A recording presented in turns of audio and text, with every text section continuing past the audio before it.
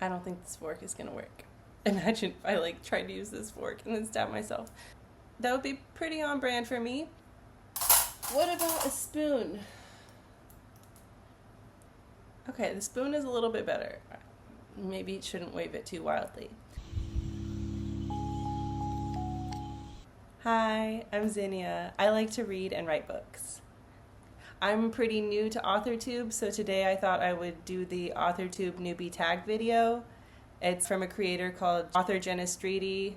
I'm going to do the 2.0 version. The first question, what's your book's pitch?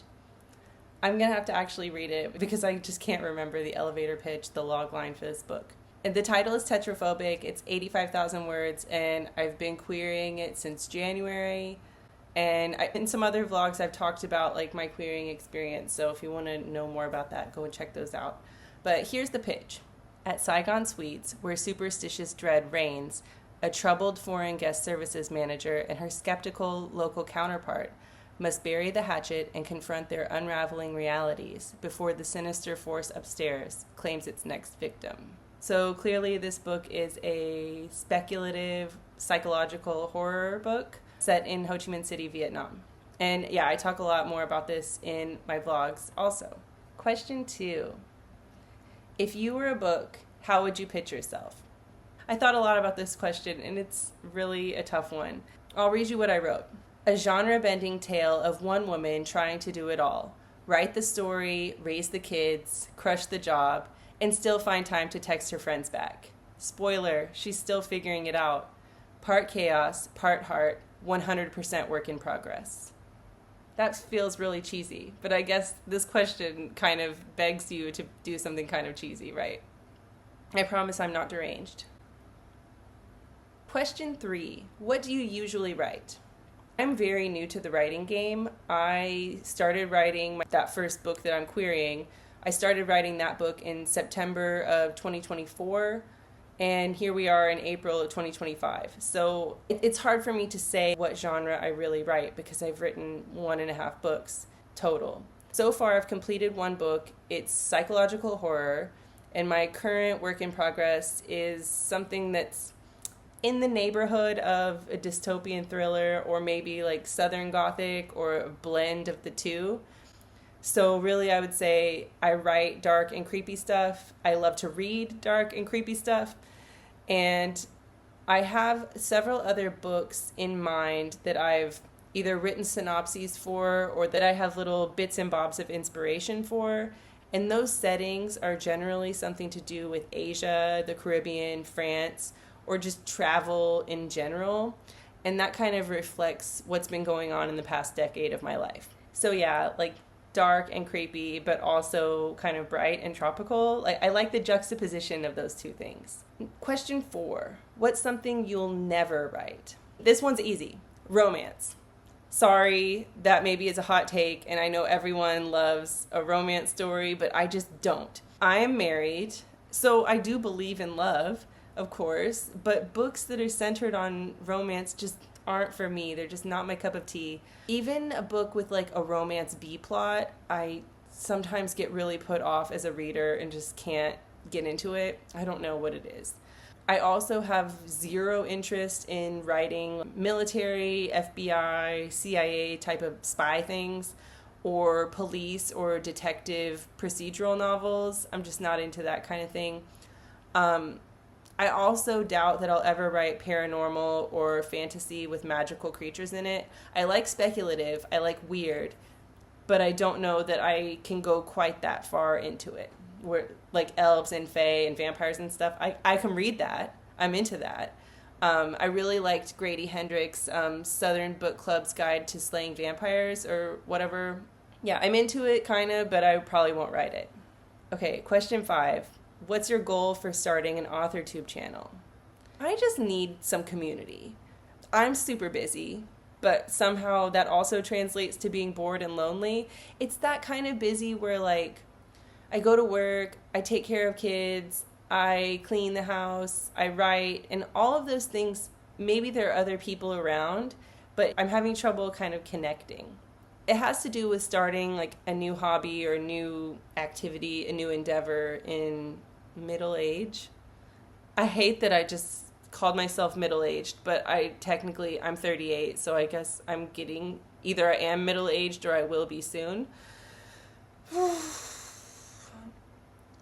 I'm going to move on from that thought. Once you get to be my age, it gets trickier to make friends, and the friends that I already have maybe aren't that interested in hearing about the books that I'm writing, or some of them like to talk about books that we're reading, but I'm afraid that I'm just boring them to death, and they can't really relate to the feelings that go with writing a book.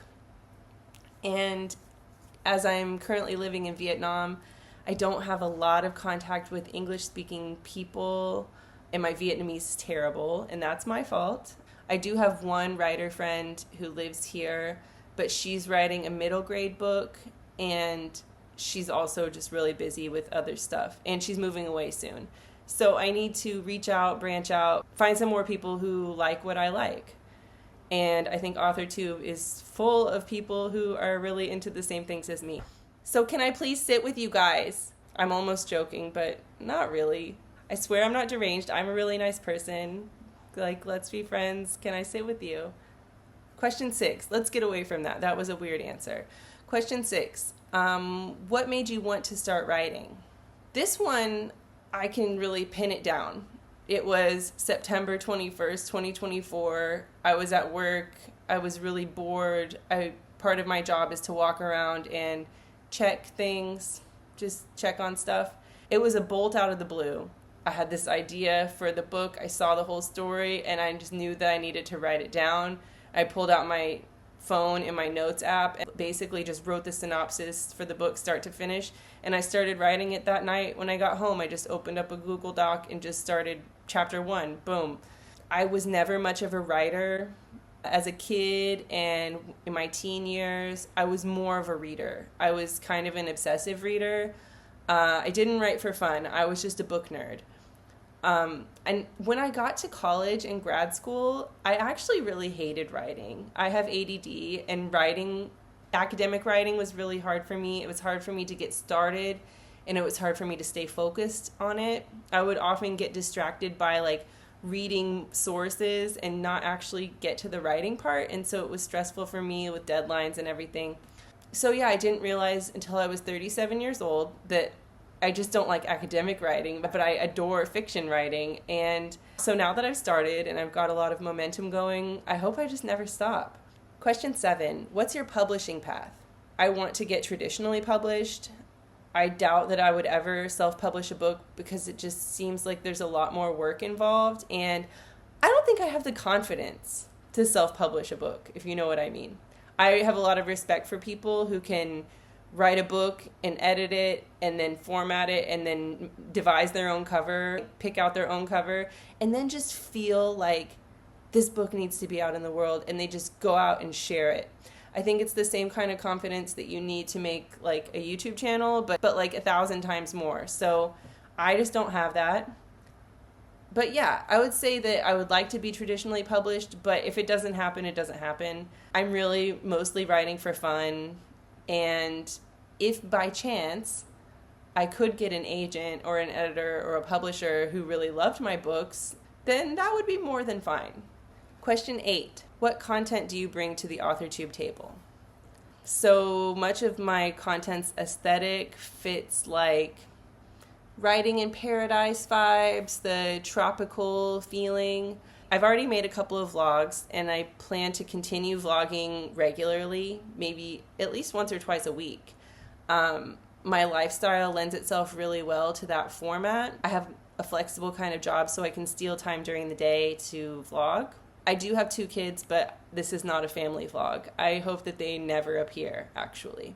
I do have plans to incorporate some listicle type videos and maybe some hot take videos about books and writing. I have a list of some content that I want to make that's really topic focused, but I think that those videos would still be a blend of sit down content with vlog style content.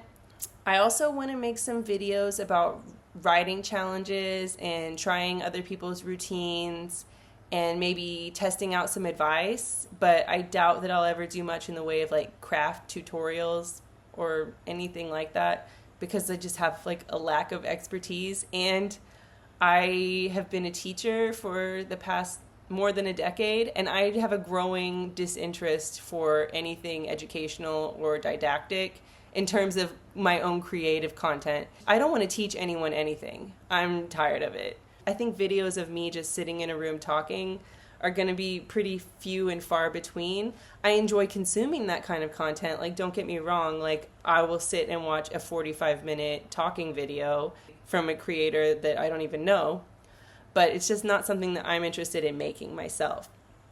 In fact, I have some stuff on my to-do list today that involves going out.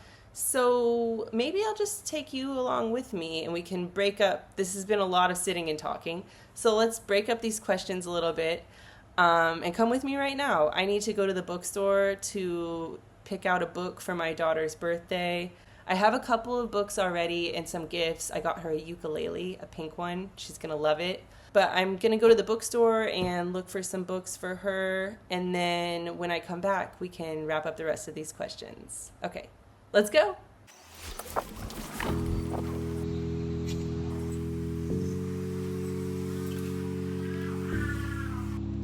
I'm not a tough biker. It's just sunny.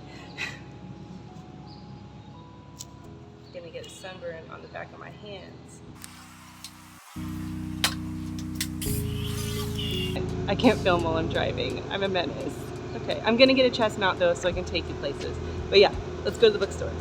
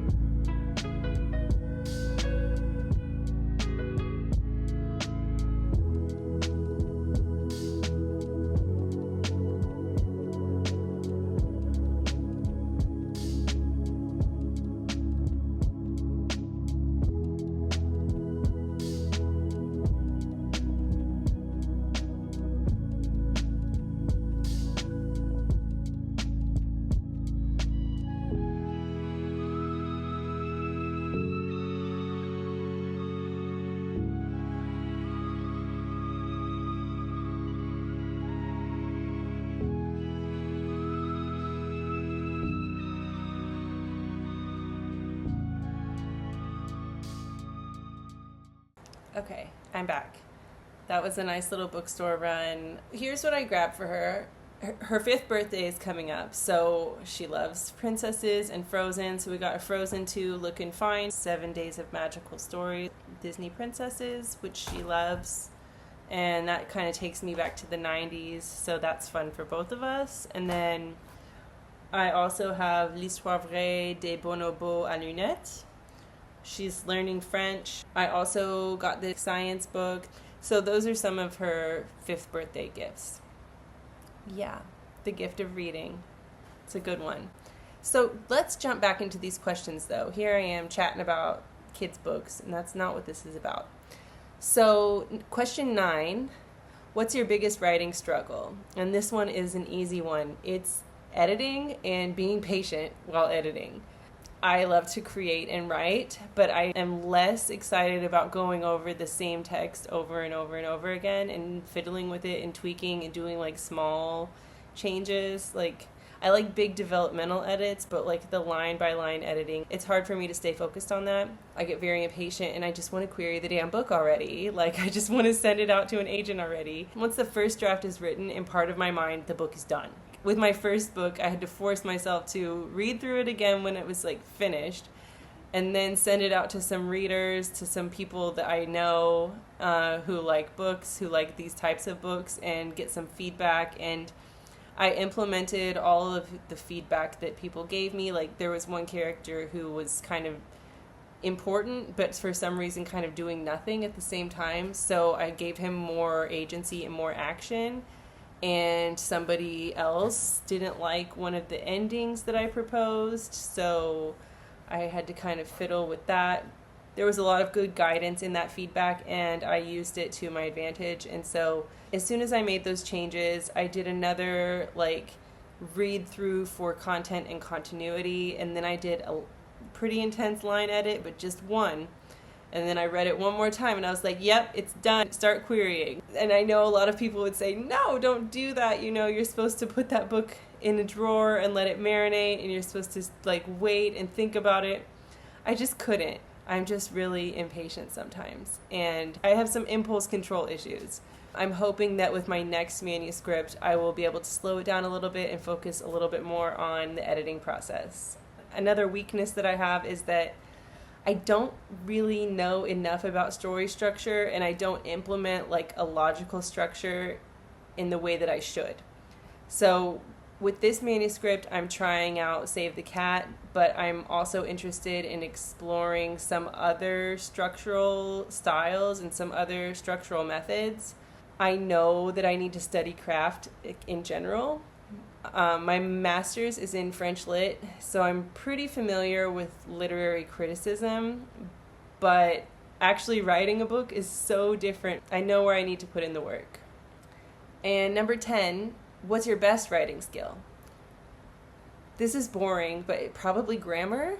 I used to teach French as a foreign language, which forced me to revisit English grammar in order to understand French grammar that I was studying and teaching so that I could make comparisons, right?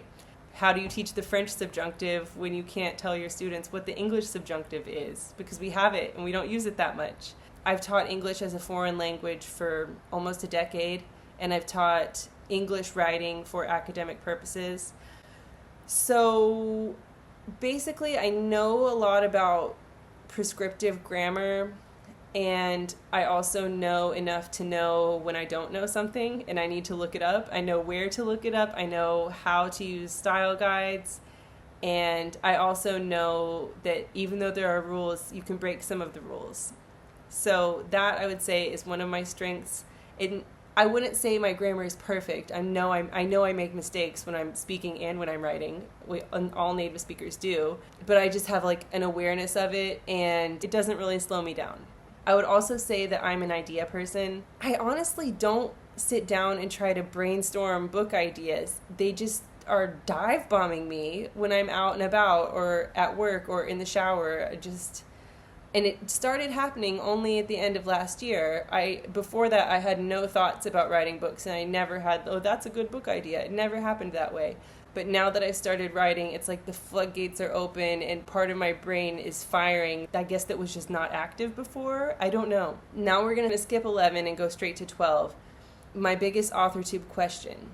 Well, I have YouTube experience in the past, so I feel like I've already asked my main question. Is just can I sit with you? I have been consuming a lot of Authortube content in the past several months, and I just wanted to do a direct shout out to some of the Authortubers who I watch regularly, like Cody the Writer, Alyssa in the Books, Becca Tovar, Lindy Jung, Meredith E. Phillips, Lindsay Puckett, Brielle Wrights, Dami S., Sarah Labrat, and probably some others who I watch less regularly, but these are the ones where I go to your channel page to see if you have something new.